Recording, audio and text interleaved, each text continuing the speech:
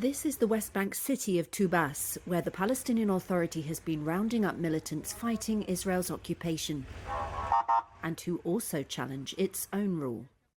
Palestinian President Mahmoud Abbas wants to show the PA can help shape the future for Palestinians after the Gaza war is over. It has poured forces into Tubas, saying it aims to end lawlessness and deny Israel pretexts to raid the city.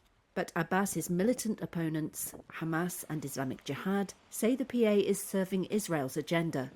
Residents of Tubas said clashes between the militants and the authority this month involved heavy machine guns and bombs in some of the worst violence they can remember.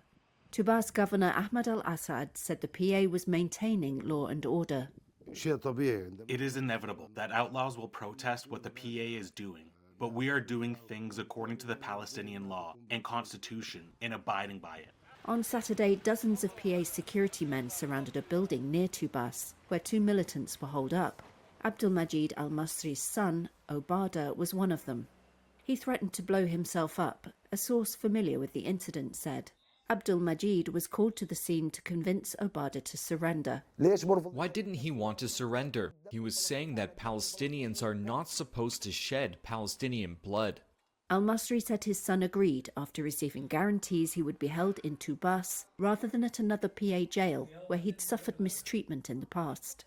The families of the wanted people are under immense pressure. We want a solution with the PA to either ensure the safety of our children, find a solution for them, or to stop pursuing them and hunting them down, and let the occupation only pursue them.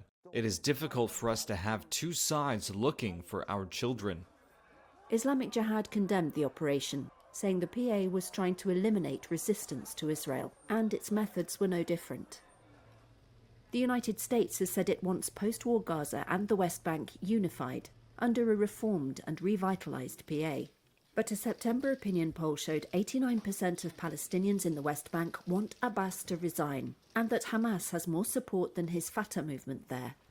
Ghaith al-Omari of the Washington Institute for Near East Policy said Palestinian security forces are just really unpopular in the northern West Bank. The Palestinian Authority presents itself as the address for the day after in Gaza. However, many, not only Israelis, but when I talk to American officials, Arab officials, they will say, if the PA cannot control the West Bank, how can we expect it to control Gaza, which is a much more complicated landscape?